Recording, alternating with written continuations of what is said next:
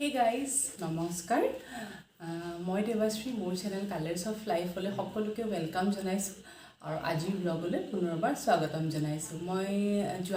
লাষ্টটো ব্লগত মই আমাৰ পৰিয়ালৰ সকলোজন সদস্য কোভিডত আক্ৰান্ত হৈ কেনেকুৱা এটা জাৰ্নি লাইফ পাৰ কৰিছিলে সেই বিষয়ে আলোচনা কৰিছিলোঁ আৰু মোৰ হাজবেণ্ডৰ MMCত কটোৱা তেখেতৰ জাৰ্নিৰ বিষয়েও কৈছিলে আজিৰ ভিডিঅ'টোৰ বিষয়বস্তু হৈছে কোভিডত আমি কেনেকুৱা ডায়েট মেইনটেইন কৰিব লাগে মানে কোভিড হৈ থকা অৱস্থাত আমি কি খাদ্যবস্তু খাব লাগে আৰু কোভিডৰ পাছত আমাৰ খাদ্যবস্তুৰ কি ইনক্লুডিং বা অন্তৰ্ভুক্ত কৰিব লাগে সেই বিষয়ে আলোচনা কৰিম আৰু দ্বিতীয়টো বিষয় হৈছে যেহেতু আমি কোভিড হলে বহুতেই কওঁ যে আমি হোম কোৱাৰেণ্টাইন হৈ আছোঁ বা হোম আইচোলেশ্যন হৈ আছোঁ এতিয়া চৰকাৰে দিয়া মতে হোম কোৱাৰেণ্টাইননো কি হোম আইচোলেশ্যনত আমি কি ৰীতি নীতি নিয়মাৱলী মানি চলিব লাগে এই বিষয়ে আলোচনা কৰিম আৰু তৃতীয়তে কোভিড হলে কি ঔষধ পাতি খাব লাগে আৰু হোম আইচোলেশ্যন হৈ থকা অৱস্থাত আমি ঘৰত কি বস্তু ৰেডি ৰাখিব লাগে এই তিনিটাৰ বিষয়ে আলোচনা কৰিম আৰু এইখিনিতে এটা কথা কৈ থওঁ মই কিন্তু কোনো ডক্টৰ নহয় বা মোৰ এডুকেশ্যন কোৱালিফিকেশ্যনত মোৰ কোনো হেল্থ বা মেডিকেল লাইনৰ বেকগ্ৰাউণ্ড নহয় যেহেতু মোৰ কোভিড হৈছিলে এতিয়াও বাৰু বৰ্তমান মই 100% সুস্থ হোৱা নাই 80 পৰা 90% সুস্থ হৈছোঁ বুলি কৈছোঁ সেইখিনি সময়ত মই ডক্টৰৰ পৰামৰ্শ মতে মই যিখিনি ৰীতি নীতি নিয়মাৱলী মানিছিলোঁ সেই বিষয়েহে মই আপোনালোকৰ লগত আলোচনা কৰিব বিচাৰিছোঁ যাতে যিসকলে নাজানে তেওঁলোক উপকৃত হয় আৰু যাতে লাভৱান হয় গতিকে বলক আৰু আজি আলোচনাটো আমি ষ্টাৰ্ট কৰি দিওঁ এতিয়া প্ৰথম টপিকটো হৈছে কোভিডৰ ডায়েট কোভিড হৈ থকা অৱস্থাত আমি কি খাব লাগে আৰু কোভিড হোৱাৰ পাছত আমি খাদ্য প্ৰণালীত কি অন্তৰ্ভুক্ত কৰিব লাগে কোভিড হৈ থকা অৱস্থাত আমাৰ কি হয় সাধাৰণতে জ্বৰ হয় চৰ্দি হয় গাৰ বিষ মূৰৰ বিষ সকলোৰে চিম্পটম বেলেগ বেলেগ মোৰ কিন্তু বৰ বিশেষ জ্বৰ হোৱা নাছিলে মোৰ জ্বৰ ভাৱটো আছিল আৰু কাহ আছিলে কাহটো এতিয়াও মোৰ সম্পূৰ্ণ ভাল হোৱা নাই আৰু অলপ গাৰ বিষ আছিল গতিকে তেনে ক্ষেত্ৰত মই কি খাইছিলোঁ বা কি খোৱা উচিত সেই বিষয়ে মই ক'ম ৰাতিপুৱা শুই উঠি প্ৰথমতে আপোনালোকে গৰম পানী নিমখ দি গাৰ্গলিং কৰিব সেইটো এক নম্বৰতে কৰা উচিত বুলি মই ভাবোঁ আৰু যিটো ময়ো কৰিছিলোঁ তাৰপিছত উতলা পানীত যদি ষ্টিমাৰ মেচিন আছে মেন্থল দি পেলাই ষ্টিম ল'ব আৰু যদিও ভেপাৰাইজ বা ষ্টিমাৰ মেচিন নাই তেতিয়াও চিন্তা কৰিবলগীয়া কোনো কথা নাই উতলা পানী এটা কাপত বা এটা গ্লাছত লৈ পেলাই তাতে অলপ মেন্থল দি ওপৰত এখন ধুতি কাপোৰ বা কপাহী কাপোৰেৰে আপোনালোকে শুঙিব এটা নাকেৰে শুঙি এটা নাকেৰে উলিয়াই দিব আকৌ অপজিট নাকৰ ফুটাটোৰে শুঙি ইটো নাকেৰে উলিয়াই দিব তেনেকৈ ৰাতিপুৱা গাৰ্গলিং কৰক আৰু ষ্টিমাৰ লওক আৰু 2 ঘণ্টাৰ মূৰে মূৰে কি কৰিব লাগিব অক্সিজেনটো নিজে লেভেলটো চাই থাকক 95 বা 94ৰ যদি তলত থকা যেন অনুভৱ হয় আৰু উশাহ নিশাহত যদি কষ্ট পোৱা যেন অনুভৱ হয় তেতিয়া শীঘ্ৰেই ডাক্তৰৰ পৰামৰ্শ লওক এইখিনি ৰাতিপুৱা প্ৰথম একদম শুই উঠি আৰ্লি মৰ্ণিঙৰ কাম তাৰপিছত আমি আহোঁ ব্ৰেকফাষ্টলৈ ব্ৰেকফাষ্টত এতিয়া কি খাব চাহ কেতিয়াও গাখীৰ চাহ নাখাব যিহেতু কোভিড হৈ থকা অৱস্থাত কাহ ডিঙিৰ বিষ অলপ হ'লেও থাকেই গতিকে ৰাতিপুৱা চাহ কাপত হয় গ্ৰীণ টি খাওক নহ'লে লাল চাহ খাওক আৰু লাল চাহত পাৰিলে আদা জালুক লং আৰু তুলসী ৰস এইকেইটা অন্তৰ্ভুক্ত কৰি একাপ লাল চাহ খাওক লগতে 2টা থিনাৰ বিস্কুট বা যিকোনো বিস্কুট ঘৰত যি উপলব্ধ আছে তেনেকৈ একাপ চাহ এনেকৈ একাপ চাহ গ্ৰহণ কৰক জালুক আদা আৰু লঙে কি কৰিব আমাৰ ডিঙিৰ এই বস্তুটো যেতিয়া অকণমান জ্বলা পুৰা ভাৱ এটা লাগে তেতিয়া আমাৰ কাহটোৰ পৰা আমাৰ নিজকে উপশম পোৱা যেন লাগিব আৰু ডিঙিটো অকণমান ৰিলিফ বা ৰিলেক্স পোৱা যেন লাগিব গতিকে ব্ৰেকফাষ্টত মই চাহৰ কথা ক'লোঁ তাৰপিছত আপোনালোকে ৰুটি খালে ৰুটি খাব পাৰে যদি ব্ৰেড বাটাৰ খায় ব্ৰেড বাটাৰো খাব পাৰে বা যি খায় কিন্তু সেই ব্ৰেকফাষ্টত এটা সদায় বইল কণী অন্তৰ্ভুক্ত কৰক যিটো ময়ো খাইছিলোঁ আৰু এতিয়াও মই খাই আছোঁ বইল কণী লোকেল কণী হ'লেও হ'ব বা ফাৰ্মৰ হ'লেও হ'ব যিটো বজাৰত বা ঘৰত উপলব্ধ সেইটো অন্তৰ্ভুক্ত কৰক গতিকে ব্ৰেকফাষ্টত কি খাব প্ৰথমতে একাপ কাঢ়া চাহ খাব যিটো কড়াই চাহ বুলি কয় তাতে লং থাকিব আদা থাকিব জালুক থাকিব আৰু তুলসী থাকিব আৰু লগত ব্ৰেকফাষ্ট যিয়ে নাখাওক তাৰ লগত সদায় এটা সিজোৱা কণী অন্তৰ্ভুক্ত কৰক গতিকে আমাৰ এইটো ব্ৰেকফাষ্ট হৈ গ'ল তাৰ 2 ঘণ্টামানৰ পাছত জুচ হিচাপে আপোনালোকে নেমু ৰস খাওক বা নেমু চৰবত ঘৰতে বনাওক বজাৰৰ পৰা অনাৰ কোনো প্ৰয়োজন নাই আৰু বজাৰৰ যিবোৰ জুচবোৰ থাকে ৰিয়েল জুচ হওক বা ORSLৰ লেমন ফ্লেভাৰ সেইবোৰ নাখাব কাৰণ সেইবোৰত কি দিয়া থাকে মেক্সিমাম প্ৰিজাৰ্ভেটিভ দিয়া থাকে চুগাৰ এড কৰা থাকে কালাৰ এড কৰা থাকে সেইবোৰ আমাৰ স্বাস্থ্যৰ কাৰণে মানে ভাল নহয় বুলি মই ক'ম মই যিখিনি জানো গতিকে ঘৰতে আপুনি নেমু চৰবত বনাওক তাতে নামমাত্ৰ নিমখ আৰু নামমাত্ৰ চেনি অন্তৰ্ভুক্ত কৰি নেমু ৰস খাওক হৈ গ'ল দুপৰীয়া তাৰপিছত আমি আহোঁ লাঞ্চলৈ লাঞ্চত ভাত খায় আপুনি, ৰুটি খায়, যি খায়, যি দেশৰ মানুহে যিটো প্ৰধান খাদ্য বুলি অন্তৰ্ভুক্ত কৰে সেইটোৱে খাওক। খালি যথেষ্ট পৰিমাণে প্ৰ'টিন থকা খাদ্য অন্তৰ্ভুক্ত কৰক। ক'ভিড হৈ থকা অৱস্থাটো হওক বা ক'ভিড হোৱাৰ পিছতো যথেষ্ট পৰিমাণে প্ৰ'টিন থকা খাদ্যবস্তু অন্তৰ্ভুক্ত কৰক, যেনে মাছ, মাংস, কণী, চয়াবিন, আৰু আপোনাৰ পনীৰ যি ঘৰত থাকে, আৰু পাৰিলে তেল মছলা কমকৈ অন্তৰ্ভুক্ত কৰক। আৰু মাংস খালে লোকেল চিকেনটো বা লোকেল মাছক বেছিকৈ প্ৰাধান্য দি খাবলৈ চেষ্টা কৰিব। গতিকে লাঞ্চত সেইখিনি অন্তৰ্ভুক্ত কৰক। যে এইটো নহয় যে সদায় মাংস খাব লাগিব, এনে কোনো কথা নহয়, কাৰণ ফাইনেন্সিয়েল কণ্ডিশ্যনৰ কথা আছে। আৰু যিহেতু এতিয়া 11টা বজাৰ পৰা দোকান বজাৰ সকলো বন্ধ হয়, হয়তো 11টা বজাৰ আগত সকলোৱে দোকান বজাৰলৈ যাব নোৱাৰিবও পাৰে। গতিকে মাছ মাংস উপলব্ধি নাথাকিলেও অন্ততঃ এটা কণী ব্ৰেকফাষ্টত নোৱাৰিলেও লাঞ্চত হ'লেও এটা সিজোৱা কণী অন্তৰ্ভুক্ত কৰকেই। অমলেট কৰি নাখাব বা মছলাদাৰ কৰি খোৱাতকৈ এটা সিজোৱা কণী অন্তৰ্ভুক্ত কৰক, হয় ব্ৰেকফাষ্টত কৰক। আৰু যদি কিবা কাৰণত ব্ৰেকফাষ্টত নোৱাৰে তেতিয়া আপোনালোকে লাঞ্চত হ'লেও এটা কণী অন্তৰ্ভুক্ত কৰক। তাৰপাছত হৈ গ'ল আমাৰ লাঞ্চলৈকে হৈ গ'ল। তাৰপাছত ইভিনিং টিটো আপোনালোকে গাখীৰ চাহ বা কফি নাখাব, তেতিয়াও পাৰিলে কাৰা চাহে খাওক। আদা, জালুক, লং, তুলসী দি এই মছলাটোৰ মিক্সাৰ এটা বনাই থৈ দিয়ক। পাৰিলে দিনটোত 4-5 বাৰমান এই চাহটো খাওক। আৰু তাৰ মাজতে সময় সুবিধা উলিয়াই ফ্ৰুটছ খাওক। এতিয়া ছিজনেল ফ্ৰুটছত আমাৰ কি আছে? বেদনা, আঙুৰ, আপেল বা ডালিম যি অন্তৰ্ভুক্ত হয় বজাৰত বা ঘৰত, ছিজনেল ফ্ৰুটছ এবিধ বা দুবিধ হ'লেও অন্তৰ্ভুক্ত কৰক। গতিকে ক'ভিডৰ ডায়েটত এইখিনি খাদ্যবস্তু খোৱাটো উচিত। আৰু প্ৰচুৰ পৰিমাণে পানী খাওক, ঘনাই ঘনাই পানী খোৱাটো উচিত। পানী খাওক, পানীৰ সলনি জুচ খাওক, চুপ খাওক। যিহেতু পানীটো বেছি পৰিমাণে খালে আমাৰ বডিটোৱে কি হৈ থাকিব? আমাৰ বডিটো হাইড্ৰেশ্যন পাই থাকিব, যাতে আমাৰ বডিটোৱে ডিহাইড্ৰেশ্যন হ'বলৈ নাপায়। কাৰণ ক'ভিড হৈ থকা অৱস্থাত বহুতৰে লুজ মোচন হয়। লুজ মোচন হ'লে আমাৰ কি হয়? দেহৰ পৰা অতিৰিক্ত পানী আমাৰ শৰীৰৰ পৰা ওলাই যায়। গতিকে আমাৰ সেই শৰীৰৰ পৰা ওলাই যোৱা পানীখিনি আমি পুনৰ বডিটোক বেলেঞ্চ কৰিব হ'লে বডিটোক আমি হাইড্ৰেশ্যন কৰিব লাগিব। হাইড্ৰেশ্যন কৰিব হ'লে আমি প্ৰচুৰ পৰিমাণে পানী হওক, জুলীয়া বস্তু, জুচ, চুপ এনেকৈ খাওক। পাৰিলে জুচটো মানে এটা ফল আপুনি ঘৰতে জুচ বনাই খাওক, বা এটা আপুনি ফল নিজেই খাওক। বজাৰৰ পৰা ৰিয়েল জুচ বা ORS জুচটো পৰাপক্ষত পাৰিলে নাখাব। আৰু নোৰ চুপটো খাব পাৰে, বা ইচ্ছা কৰিলে আপোনালোকে ঘৰতে অলপ সেউজীয়া শাক পাচলিৰ লগত কেইফুটমান নহৰু, আদা থেতেলিয়াই দি, বা অকণমান লোকেল চিকেন অকণমান ফ্ৰাই কৰি তাতে দুটুকুৰমান চিকেন দি পেলাই 4-5টামান হুইচেল মাৰি এটা চুপ বনাওকচোন। পাৰিলে তাতে অকণমান জালুক বা অকণমান ব্লেক চল্ট দি দিব। সেই চুপটো যথেষ্ট পৰিমাণে প্ৰ'টিনযুক্ত আৰু সেইটো শৰীৰৰ কাৰণে খুবেই ভাল। গতিকে সেইটো বয়োজ্যেষ্ঠসকলেও খাব পাৰে আৰু যিকোনো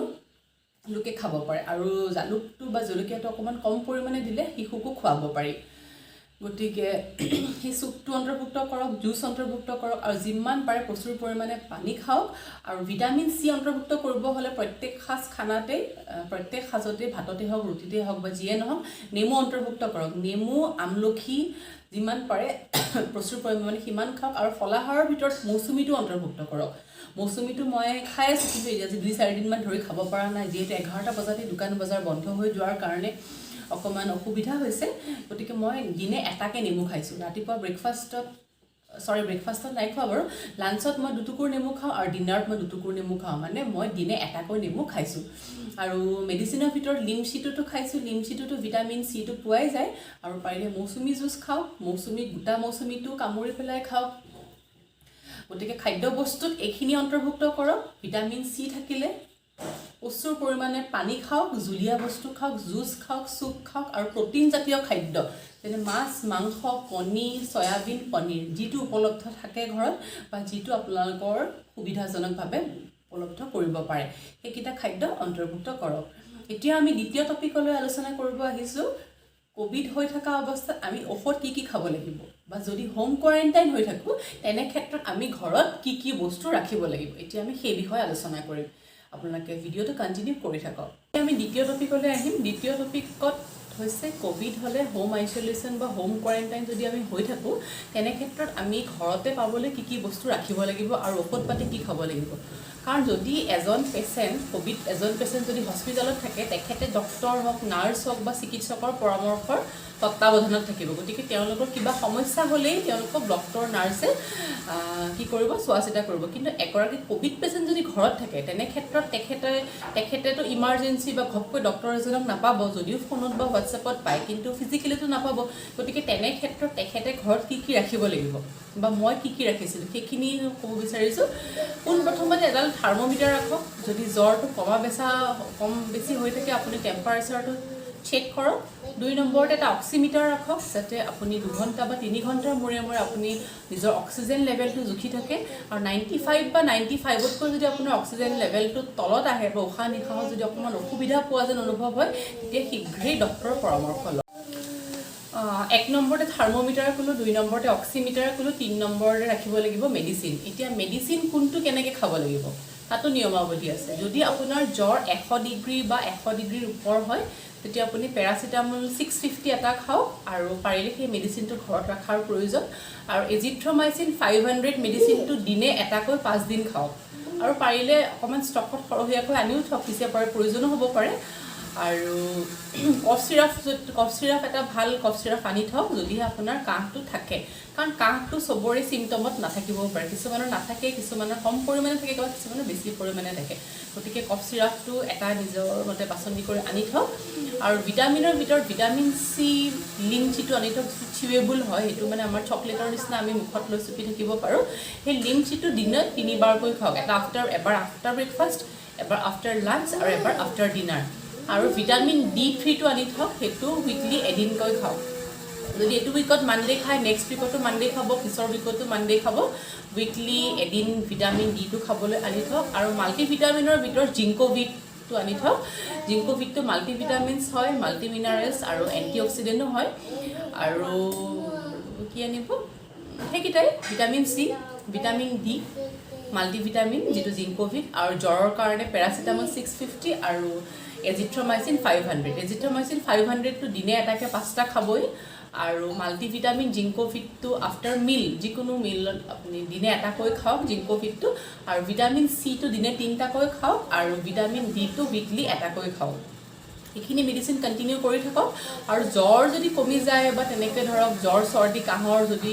মানে আপোনাৰ অসুবিধাই দেখা দিয়া নাই তেতিয়া পেৰাচিটামল 650 আৰু এজিথ্ৰমাইচিনটো স্কিপ কৰি আপুনি ভিটামিন চি ভিটামিন ডি আৰু মাল্টিভিটামিন এইটো কণ্টিনিউ কৰি থাকক এইটো ময়ো বৰ্তমান কণ্টিনিউ কৰি আছোঁ যিহেতু মোৰ বৰ বেছি দিন হোৱা নাই ক'ভিড হৈ যোৱা গতিকে মই ভিটামিন চি লিংচিটো মই দিনে 2টা বা 3টাকৈ খাই আছোঁ আৰু মাল্টিভিটামিনটো মই আফটাৰ ব্ৰেকফাষ্টেই খাওঁ আফটাৰ লাঞ্চ খালেও কথা নাই আৰু ভিটামিন ডিটো মই উইকলি এদিন খাই আছোঁ আৰু কফ চিৰাপটো এটা মই ব্যৱহাৰ কৰি আছোঁ যিহেতু মোৰ কাহটো সম্পূৰ্ণ ভাল হোৱা নাই গতিকে মই এই 4টা মেডিচিন মই কণ্টিনিউ কৰি আছোঁ গতিকে আপোনালোকে এইখিনি মেডিচিন পাৰিলে অকণমান সৰহীয়াকৈ ষ্টকতে ৰাখক কাৰণ ভিটামিন চি ডি মাল্টিভিটামিনটো ক'ভিড হোৱাৰ পিছতো কণ্টিনিউ কৰি থাকিলে ভাল আৰু যদিও ঘৰখনত ক'ভিড হোৱা নাই তেখেতসকলেও ভিটামিন চি ডি বা মাল্টিভিটামিনটো খাই থাকিব পাৰে তেতিয়া একো অসুবিধা নাই কাৰণ মাল্টিভিটামিন বা মাল্টি মিনাৰেলছ আৰু এণ্টি অক্সিডেণ্টটো খাই থাকিলে আমাৰ ইমিউনো ছিষ্টেমটো ষ্ট্ৰং হয় আৰু আমি এটা মাল্টিভিটামিন বা ছাপ্লিমেণ্ট আমি শৰীৰত কিয় ল'ব লাগে যিহেতু আমাৰ খাদ্যবস্তুৰ তালিকাখনত বা আমাৰ খাদ্যবস্তুৰ প্ৰণালীত আমি প্ৰত্যেকবিধ খাদ্য আমি ডেইলি যিখিনি খাব লাগে আমি সেইখিনি নাখাওঁ বুলিও ক'ব পাৰি বা আমি নাপাওঁ বুলিও ক'ব পাৰি কাৰণ ছিজনৰ কথা হয়তো সেইটো ছিজনত ফ্ৰুটছটো এভেইলেবল নাথাকিব পাৰে বা সেইটো ভেজিটেবলছ এভেইলেবল নাথাকিব পাৰে বা ঘৰত বনালেও ধৰক সেইটো কিছুমানৰ সোৱাদ নালাগে বা কিছুমানে ভাল নাপাব পাৰে গতিকে তেনে কিছুমান খাদ্য আমি যেতিয়া স্কিপ কৰি দিওঁ আমাৰ শৰীৰত কিছুমান কাৰণত অভাৱজনিত ৰোগে দেখা দিব পাৰে গতিকে এই অভাৱজনিত ৰোগটোক আমি বাধা দিবৰ কাৰণে বা আমি যিখিনি খাদ্যবস্তু নাখাওঁ বা যিখিনি আমাৰ সোৱাদ নালাগে বা ছিজনৰ মতে আমি উপলব্ধ নহয় অথচ আমাৰ শৰীৰত প্ৰয়োজন সেইখিনি বস্তুৰ ভিটামিনছ মিনাৰেলছ হওক ফাইবাৰ হওক গোটেইখিনি বস্তুক বেলেঞ্চ কৰিবৰ কাৰণে আমি শৰীৰত এজ এ ছাপ্লিমেণ্ট মাল্টিভিটামিনছ খাব লাগে যিটো মাল্টিভিটামিনছ হয় মাল্টি মিনাৰেলছ হয় আৰু এণ্টি অক্সিডেণ্ট গতিকে আমি মাল্টিভিটামিন এটা পাৰিলে ৰেগুলাৰ বেচিছত খাই থাকিলে ভাল যাৰ কাৰণে নেকি কি আমাৰ ইমিউনো ছিষ্টেমটো ষ্ট্ৰং হয় আৰু ইমিউনো ছিষ্টেমটো ষ্ট্ৰং হৈ থাকিলে আমাক যিকোনো বেমাৰে পটককৈ আমাক আক্ৰমণ কৰিব নোৱাৰে গতিকে আমাৰ প্ৰথম টপিকটো আলোচনা হৈ গ'ল কোভিডৰ ডায়েট প্ৰি কোভিডৰ ডায়েট দ্বিতীয় টপিকটো আলোচনা হ'ল যে আমি যদি হোম কোৱাৰেণ্টাইন হৈ থাকোঁ আমি কি বস্তু ৰাখিম বা কোভিডত আমি মেডিচিন কি খাম দ্বিতীয় টপিকটো আলোচনা হ'ল। এতিয়া আমি তৃতীয় টপিকলৈ আহোঁ যে হোম কোৱাৰেণ্টাইন যদি এজন ৰোগী হৈ থাকে বা হোম আইচলেশ্যনত যদি এজন ৰোগী থাকে, তেখেতে ঘৰত চৰকাৰে দিয়াৰ মতে নিৰ্দেশাৱলী বা ৰীতি নীতি নিয়মাৱলী কি মানিব লাগে সেইখিনি বিষয়ে আলোচনা কৰোঁ। যদি ব্যক্তিজনে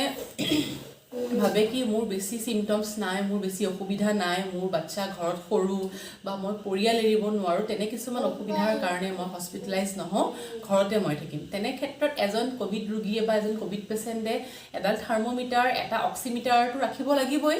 আৰু ঔষধখিনি যিখিনি মই এতিয়া ৰিচেণ্টলি মেনশ্যন কৰিলোঁ ঔষধখিনিওতো ৰাখিব লাগিবই। তাৰ উপৰিও তেখেতে এটা ৰুমত সম্পূৰ্ণৰূপে লক হৈ অকলশৰীয়াকৈ থাকিব লাগিব, যিটো ৰুমত লগতে এটাচ টয়লেট বা এটাচ বাথৰুম লগতে থাকে। সেইজন ৰোগীয়ে কোনো জেনেৰেল টয়লেট ব্যৱহাৰ কৰিব নোৱাৰিব, যিটো টয়লেট ঘৰৰ আন ব্যক্তিয়ে ব্যৱহাৰ কৰিছে সেইটো ব্যৱহাৰ কৰিব নোৱাৰিব। সম্পূৰ্ণৰূপে এটা আচহুৱাকৈ তেওঁ মানে ছিংগল টয়লেট ব্যৱহাৰ কৰিব লাগিব, যিটো টয়লেট তেওঁৰ ৰুমৰ লগতে এটাচ থাকে, যিটো মই ব্যৱহাৰ কৰিছিলোঁ। অৱশ্যে মই হোম কোৱাৰেণ্টাইন বা আইচলেশ্যন হৈ থাকোঁতে মই মোৰ সন্তানটোক মোৰ 19 মহীয়া মোৰ 1.5 বছৰীয়া সন্তানটোক লৈ মই অকলেই আছিলোঁ, গতিকে মই এটা ৰুমত আবদ্ধ হৈ থকা কথাটো তেনেকৈ নাহেই, যিহেতু মই নিজে দুবেলা দুমুঠি খাবলৈ ভাত বনাবইলগীয়া হৈছে বা সন্তানটোক খুৱাবলৈ চেৰেলেকেই হওক, জলপানেই হওক, চুজিয়ে হওক বনাবলৈ মই আহিব লগা হৈছেই। যিটো বেডৰুমত আছোঁ সেইটো বেডৰুমতে আছোঁ বা সেইটো লগত এটাচ টয়লেট সেইটোৱে ইউজ কৰিছোঁ, কিন্তু মই কিটচেনত আহিব লগা হৈছিল বা অকণমান ল'ৰাটোক টিভিটোক দেখাবৰ কাৰণে লিভিং ৰুমটোলৈকে আহিব লগা হৈছিল বা বেছিং ৰুমলৈ মই যাব লগা হৈছিল, যিহেতু মই সম্পূৰ্ণৰূপে অকলশৰীয়াকৈ আছিলোঁ। গতিকে মোৰ কথাটো অকণমান সুকীয়া। আৰু আপোনালোকৰ ক্ষেত্ৰত কোৱাৰেণ্টাইন বা হোম আইচলেশ্যন হৈ থাকোঁতে যদি ঘৰত বেলেগ ব্যক্তি থাকে, তেতিয়া আপুনি সেইসকল ব্যক্তিৰ পৰা সম্পূৰ্ণৰূপে পৃথক হৈ এটা সুকীয়া ৰুমত থাকিব, য'ত আপোনাৰ এটাচ টয়লেট বা এটাচ বেলকনি থাকে। আৰু খোৱা বোৱাৰ ক্ষেত্ৰত বাচন বৰ্তন সম্পূৰ্ণৰূপে আপুনি নিজাববীয়াকৈ নিজৰ ব্যৱহাৰ কৰিব। পৰাপক্ষত পাৰিলে পেপাৰ প্লেট ব্যৱহাৰ কৰাটো বেছি ভাল। পেপাৰ প্লেট বা প্লাষ্টিক গ্লাছ ডিছপ'জিবল যদি ব্যৱহাৰ কৰে তেতিয়া বেছি ভাল। জাষ্ট মানে ইউজ এণ্ড থ্ৰ' হৈ যাব। আপুনি ৰুমত এটা ডাষ্টবিন ৰাখিলে, তাতে আপুনি ইউজ এণ্ড থ্ৰ' কৰি থ'লে, ভাল হোৱাৰ পাছত আফটাৰ 6 বা 7 ডেজ আপুনি এইটো ডাষ্টবিনত থ্ৰ' কৰি দিলে বা পেলাই দিলে। গতিকে সেইটো নিয়ম মানিব পাৰিলে ভাল, কাৰণ বাচন বৰ্তন এক্সট্ৰাকৈ ব্যৱহাৰ কৰিলে আকৌ ধুব কৰিবৰ কাৰণে আকৌ ওলাই যাবলগীয়া হয় বা বাথৰুমত অকণমান সেইখিনি কৰিবলৈ অসুবিধাও হ'ব পাৰে। গতিকে সেইখিনি নিয়ম মানক। আৰু প্ৰত্যেক 7 দিনৰ মূৰে মূৰে এটা চেক কৰোৱা যায়। গতিকে প্ৰথম 7 দিন ডে 1ত আপোনাৰ কি অনুভৱ, আপুনি যদি পাৰে নোট ডাউন কৰক যে আজি জ্বৰ চৰ্দি আছে বা অহাকাইলৈ মোৰ গাটো অকণমান তাতকৈ বেটাৰ, আজি জ্বৰ নাই বা আজি চৰ্দিটো অলপ কম বা গাৰ বিষটো অলপ কম বা অক্সিজেন লেভেলটো আজি 95 আছিল, আজি 97 হৈছে, আজি 98 হৈছে। সেই বস্তুটো আপুনি যদি পাৰে 7 ডেজৰ এটা আপুনি ডায়েৰী মেইনটেইন কৰক। আৰু 7 ডেজত আপোনাৰ কি হৈছে সেইটো এটা আপুনি চামাৰ হিচাপে নিজে ইভালিউট কৰক। আৰু 7 ডেজত আপুনি এবাৰ চেক কৰক, ফাৰ্ষ্ট 7 ডেজত কিছুমানৰ নিগেটিভ আহি যায়, তেতিয়াতো ৱেল এণ্ড গুড। মোৰ বাৰু প্ৰথম 7 দিনত নিগেটিভ অহা নাছিলে, মোৰ পিছৰ 14 দিনতহে আহিছিলে। চ' ফাৰ্ষ্ট উইকত এবাৰ টেষ্ট কৰক, যদি নিগেটিভ আহে ৱেল এণ্ড গুড, যদি নিগেটিভ নাহে ছেইম প্ৰচিডিউৰ আপুনি পিছৰ উইকতো ফ'ল' কৰক। একেখিনি ভিটামিনছ খাওক, একেখিনি মিনাৰেলছ লওক, মেডিচিনছ খাওক, অক্সিমিটাৰ দি অক্সিজেন লেভেল চাওক, থাৰ্মোমিটাৰে জ্বৰ চাওক, খোৱা বোৱা খাদ্য প্ৰণালীত প্ৰটিন ইনটেক কৰক। কৰি ছেকেণ্ড 14 ডেজত আপুনি আকৌ সেইটো টেষ্টটো কৰি চাওক। আৰু 14 ডেজৰ ভিতৰত নিগেটিভ আহিবই লাগে। আৰু এই ৰোগটো 10ৰ পৰা 14 দিনলৈকে দেহত থাকে বুলি কয়, মানে মই জানাত ডক্তৰৰ পৰামৰ্শ মতে বা টিভিয়ে নিউজে যিখিনি শুনিছোঁ। গতিকে সেইখিনি নিয়মাৱলী হোম কোৱাৰেণ্টাইন বা হোম আইচলেশ্যন হৈ থাকিলে মানিবলৈ চেষ্টা কৰাটো উচিত। কাৰণ বহুতে ভাবে হোম কোৱাৰেণ্টাইন বা হোম আইচলেশ্যন হৈ থাকিলে ঘৰত সোমাই থাকিলেই হ'ল। একচুৱেলি সেইটো নহয়। সম্পূৰ্ণৰূপে এটা আছুতীয়া নিজৰ ৰুম লওক, যিটো ৰুমত আপুনি সম্পূৰ্ণৰূপে আছুতীয়াকৈ থাকিব। আৰু কিবা কাৰণত যদি ৰুমটোৰ পৰা ওলাবলগীয়াও হয়, কিবা কাৰণত ইফ ইমাৰ্জেঞ্চি, তেতিয়া আপুনি ডাবল মাস্ক ব্যৱহাৰ কৰি ঘৰলৈ বাহিৰৰ ৰুমলৈ ওলাওক, যদিহে প্ৰয়োজন হয়। পৰাপক্ষতো 7ৰ পৰা 14 দিনমান ওলাব নালাগাটোৱেই প্ৰয়োজন বা ওলাবই নালাগে। গতিকে হোম কোৱাৰেণ্টাইন বা হোম আইচলেশ্যনৰ এইখিনি ৰীতি নীতি। আৰু চৰকাৰে নতুন নতুন কিছুমান গাইডলাইন দি থাকে, সেইবোৰ আপডেট লৈ থাকিবৰ কাৰণে আপোনালোকে টিভি মেগাজিন চালে হয়তো গম পাব, বা ময়ো টিভি নিউজ মই ডেইলি চাই আছোঁ বা ফেচবুকত যি মতে আপডেট আহি থাকে সেইমতে মই চাই আছোঁ। কিন্তু মই জনামতে গাইডলাইন ইমানখিনিয়ে মই গম পাইছোঁ বা জানিছোঁ। গতিকে এইখিনিয়ে মই আপোনালোকৰ লগত শ্বেয়াৰ কৰিলোঁ। আশা কৰিছোঁ ভিডিঅ'টো আপোনালোকৰ কাৰণে চাগে লাভজনক হৈছে। যিসকলে নাজানে হয়তো তেওঁলোক নিশ্চয় উপকৃত উপকৃত হৈছে আৰু মই কোভিড হৈ থকা অৱস্থাত এইখিনি ৰীতি নীতি নিয়মাৱলী অৱলম্বন কৰিছিলোঁ আৰু বৰ্তমানো মই ৰীতি নীতি নিয়মাৱলী অৱলম্বন কৰিয়ে আছোঁ মই এতিয়া বাৰু ঘৰৰ বাৰাণ্ডালৈকে ওলোৱা নাই মোৰ মানে ড্ৰয়িং ৰুমৰ লিভিং ৰুমৰ দৰ্জাখন খুলি মই বেলকনিলৈকে ওলোৱা নাই মানে মই ভয়তে ওলোৱা নাই বুলিও ক'ব পাৰি আৰু 2 নম্বৰতে ইমানেই কৰ্মব্যস্ততা হৈ পৰিছোঁ ঘৰৰ ভিতৰতে যিহেতু কোনো মেইড চাৰ্ভেণ্ট অহা এলাও নাই গতিকে ৰাতিপুৱা শুই উঠাৰ পৰা ৰাতি শুৱালৈকে ঘৰৰ কাম বাচ্ছাৰ কাম খোৱা নিজৰ ব্যক্তিগত কাম এইখিনি কৰোঁতে মিলোঁতেই মোৰ মানে 24 ঘণ্টা তেনেকেই পাৰ হৈ গৈছে গতিকে আশা কৰিছোঁ সকলো সুস্থ হৈ থাকক ঘৰতে থাকক আৰু ভিডিঅ'টোত মই এইখিনি টপিকেই শ্বেয়াৰ কৰিলোঁ যিখিনি মোৰ দ্বাৰা মই জানো আপোনালোকে কমেণ্টত মেনশ্যন কৰিবচোন যদি আৰু কিবা মই জানিবলগীয়া আছে বা পোষ্ট কোভিড লাইফত মই আৰু কিবা নিয়মাৱলী যদি মানিব লগা আছে যিসকল মেডিকেল লাইনৰ মানুহেও যদি চাই আছে তেখেতসকলেও মোক পৰামৰ্শ দিয়কচোন কাৰণ মই নিজে জানাখিনিহে শ্বেয়াৰ কৰিলোঁ এতিয়া আপোনালোকে যিখিনি জানে সেইখিনিও মোৰ লগত শ্বেয়াৰ কৰক যাতে আপোনালোকো উপকৃত হয় ময়ো উপকৃত হওঁ আজিলৈ সামৰিছোঁ নমস্কাৰ ধন্যবাদ মই আকৌ লগ পাম মোৰ অন্য এটা ভিডিঅ' লৈ